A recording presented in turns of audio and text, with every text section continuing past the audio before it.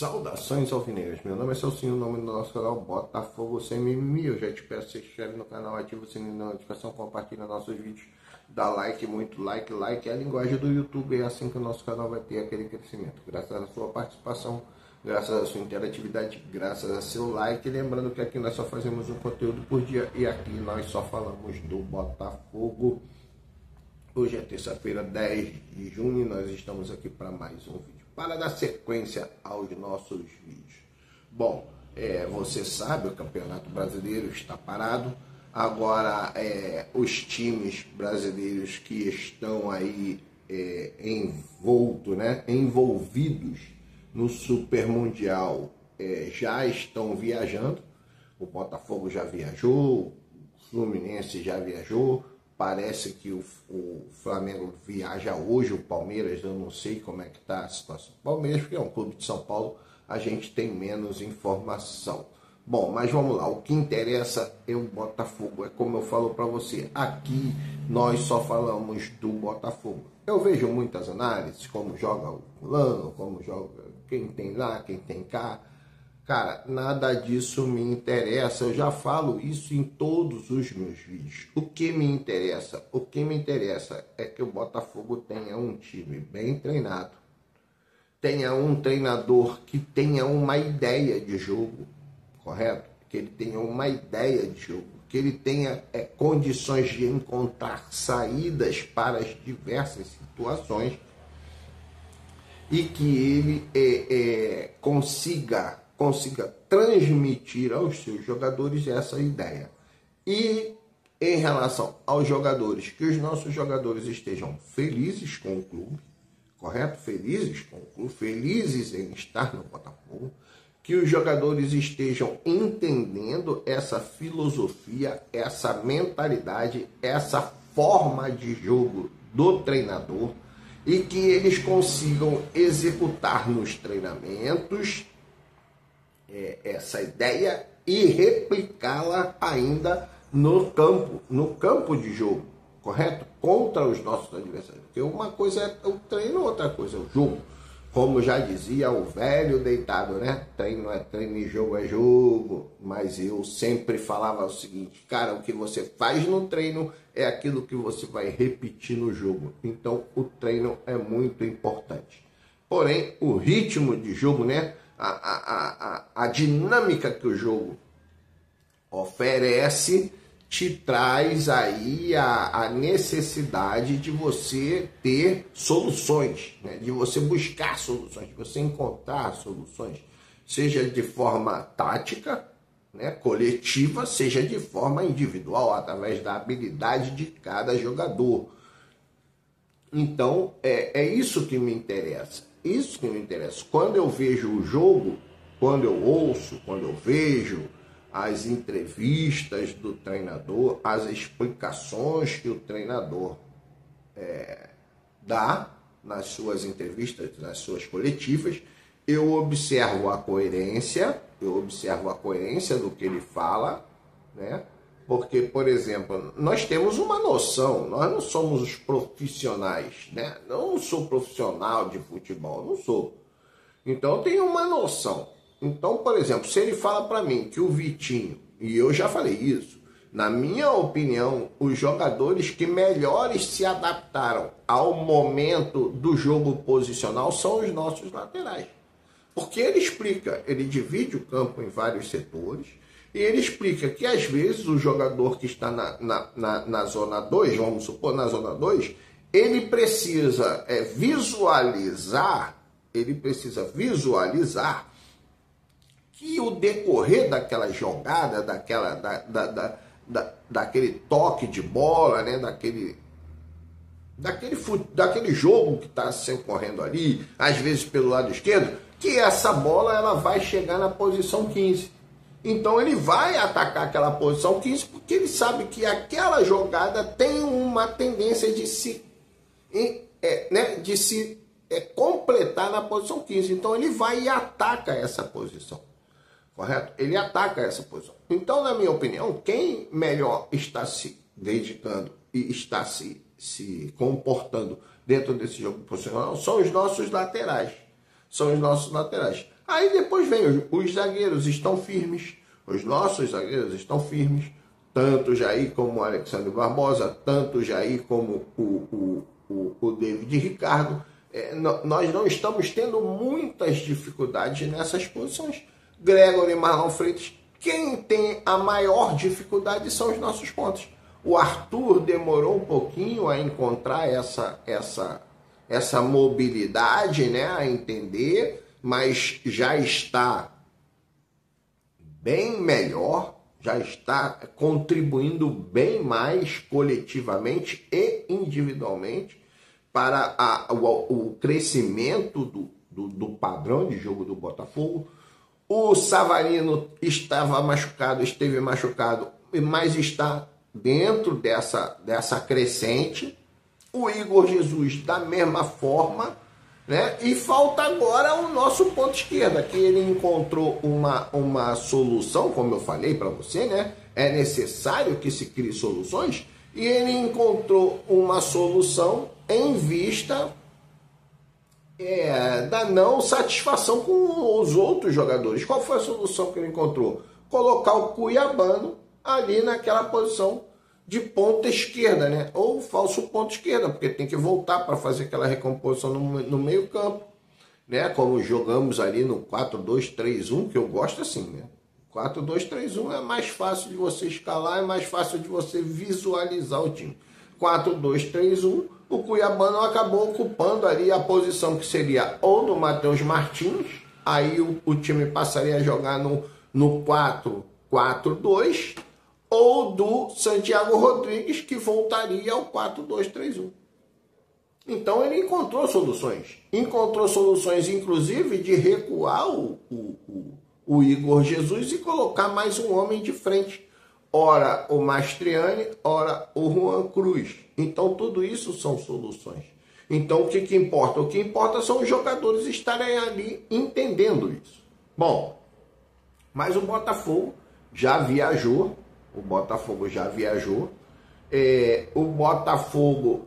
contratou jogadores importantes, alguns para cobrir a saída do Igor Jesus. Ele contratou o Arthur Cabral. Para a saída do Jair, para a possível saída do Jair, contratou o Caio Pantaleão. Para a possível saída do Cuiabano, mas não é necessariamente do Cuiabano, para um jogador daquela posição, contratou o Joaquim Correia e também temos o Álvaro Montoro, que pode jogar ali também por aquela posição, fazendo ali aquele revezamento com o Savarino e podendo até ser um reserva imediato do Savarino, né? O Álvaro Montoro.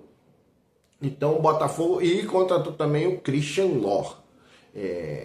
Segundo informações, pelo que eu vejo nos canais de TV, na mídia, esse garoto, o Christian Lor, é um excelente goleiro. Ele tem 19 anos, mas a tendência é que ele tenha um aproveitamento maior no Botafogo muito em breve, em virtude da sua grande qualidade. O nosso goleiro é o John, né? O Paredão, como alguns chamam, né? Então, o John realmente tem uma capacidade muito grande de contribuir com o volume de jogo do Botafogo. Ele é bom dentro do gol e ele é bom com os pés fora do gol. Ele realmente traz uma segurança, né? Uma certeza de que o Botafogo não vai se desfazer da bola com facilidade. É lógico que muitas vezes você tem que fazer, né? Toca para o goleiro para ele chutar para frente. Mas enquanto que ele pode fazer aquele controle, ele toca num lateral, toca no outro lateral, ele sai, toca nos zagueiros, toca sempre no Gregory, aquela bola vertical, né? Centralizada. Bola vertical centralizada, ou no Marlon Freitas, bola vertical centralizada. Então ele controla bem ali o jogo. Então nós temos essas contratações. Inclusive, segundo as informações que vêm da mídia, o Botafogo é o time que melhor se comportou nessa pequena janela, né? Eu chamo de pré-janela. né? Porque essa é uma janela que momentaneamente só vale para o Super Mundial. Depois vem a janela que será aberta, que eu acredito que o Botafogo ainda precise contratar jogadores. Precisa contratar, eu acho mais um zagueiro, porque se vai sair o Jair, você já vai ficar com a deficiência, né? A não ser que você queira improvisar o Danilo Barbosa. Tem que contratar mais um zagueiro.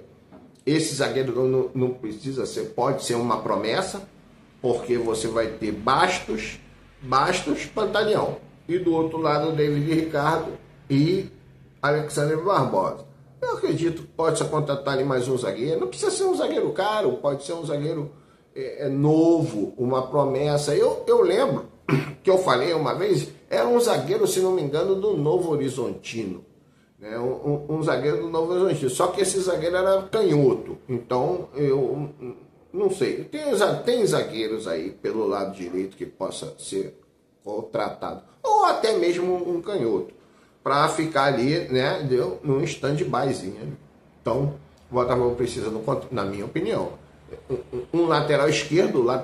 Eu já falei do Esquivel, do Atlético Paranaense, já falei sobre esse jogador.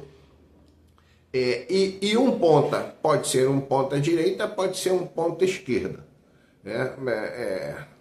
Então, um canhoto bem habilidoso ali pelo lado. Eu acredito, eu tenho, para mim, assim, na minha opinião, o Arthur é titular do time. Cara, ele já está se adaptando melhor, ele já está fazendo gols, entendeu? Então, para mim, o Arthur é titular do time.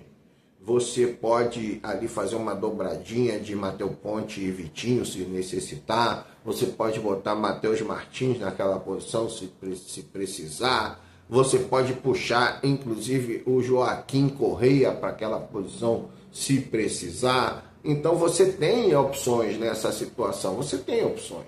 Né? Agora, um outro centroavante seria imperativo. Seria imperativo porque realmente você tem na reserva do Cabral. O Igor Jesus vai sair, o Arthur Cabral vai assumir a titularidade e você manter como reserva o Juan Cruz, não dá. Eu falei, o Juan Cruz ele pode vir a se tornar até um Rafael, se lembra do Rafael, esqueci até o nome, Rafael Marques. Até o Rafael Marques, ele pode vir a se tornar até um Rafael Marques da vida. Mas, cara, tem que ser imediatamente. Para as pretensões do Botafogo. Né? As pretensões do Botafogo reais são os 3 campeonatos que disputa aqui na América do Sul, com times da América do Sul. No caso, 2 nacionais, que é a Copa do Brasil e o Brasileiro, que tem condições tranquilas de alcançar a primeira colocação e ser campeão, tem condições, e a Copa Libertadores. O Mundial, cara, é uma incógnita. A tendência é que o Botafogo fique ali pela 3ª colocação. Mas, cara, no futebol tudo é possível. Se você pegar o campeonato francês, um exemplo que eu te dou, você vai ver que esse Paris Saint-Germain, com o time titular, com todos os jogadores em campo, ele perdeu 2, 3, 4 partidas ali. Eu preciso, inclusive, consultar. Ele perdeu 2, 3, 4 partidas ali para times com nível menor do que o Botafogo. O Atlético de Madrid, no Campeonato Espanhol, com certeza perdeu 2, 3, 4 partidas para times com um nível muito menor do que o do Botafogo. Então, cara, no futebol tudo é possível. E ali é um jogo só. Perdeu, ganhou. Empatou. É assim que funciona. Né? Então, nós estamos nessa questão. Os nossos jogadores trazem experiência.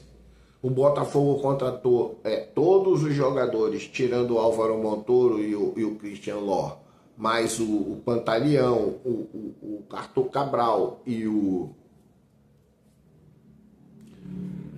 Joaquim Correia, com experiência de jogo estrangeiro. Por exemplo, você tem 3. Você tem Vitinho, que já esteve na Inglaterra. você tem Alex Telles, que já teve na Inglaterra, correto? Então você aí vai vendo o nível de time, você aí já tem 5.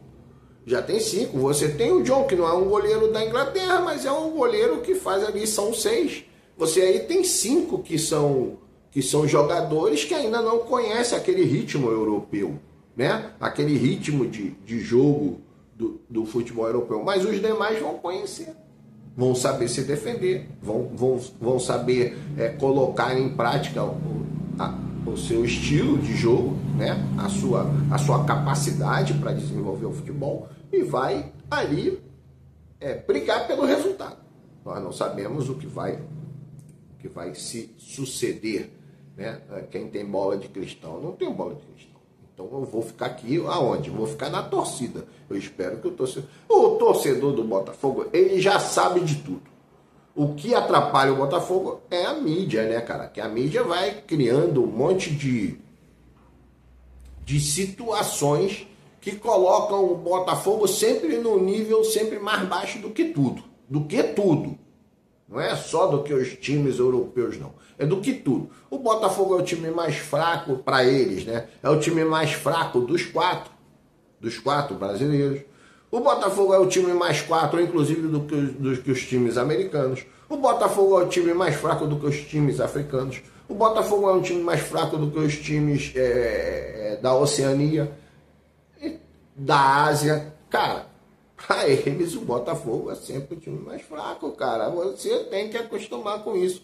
Eu já vejo isso desde lá dos anos 60, dos anos 70, 80, quando mudou o perfil de jogadores que começaram a vestir a camisa do Botafogo. Foi mudando o perfil, tirando 95, é claro. Alguns elencos que o Botafogo teve razoável, não foi feliz, como não vai ser feliz sempre. Não vai ser feliz sempre. Então, dentro desse aspecto, o Botafogo vai ser sempre diminuído pela imprensa. Sempre foi assim desde esses anos aí. Quando chegou 80, 81, ainda tivemos um time razoável, jogadores razoáveis. Aí, meu irmão, acabou. Mas é isso aí.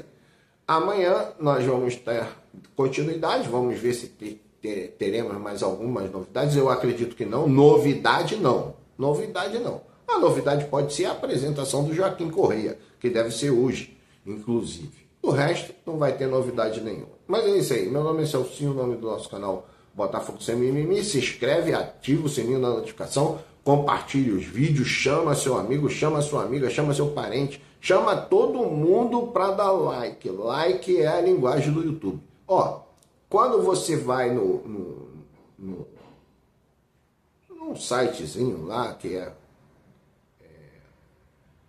fornecido pelo YouTube, né, para você poder reconhecer de onde vêm os seus as pessoas que ouvem o seu vídeo, que veem o seu vídeo, você fica na seguinte situação: oriundos da busca, né, pelo Google, né? Você vai lá no Google, vai no YouTube, lá você procura, né? Oriundos que o YouTube apresentou, quer dizer, o YouTube recomendou o vídeo para alguém. Então tudo isso tem lá, oriundos de recomendações de outros membros. Tudo isso tem lá um históricozinho que você pode acompanhar. Então o YouTube lê o vídeo assim, ele vê. Se você der o like aí, ele vai jogar mais e mais pessoas dentro do nosso canal. É por isso que o like é a linguagem do YouTube. Ok? É assim que o YouTube lê, é assim que nós estamos recebendo mais pessoas, pelo like. O like é importante. Abriu o vídeo, like. Abriu o vídeo, like. É isso que faz diferença para o nosso canal. Então é isso aí. Um grande abraço, saudações alvinegras.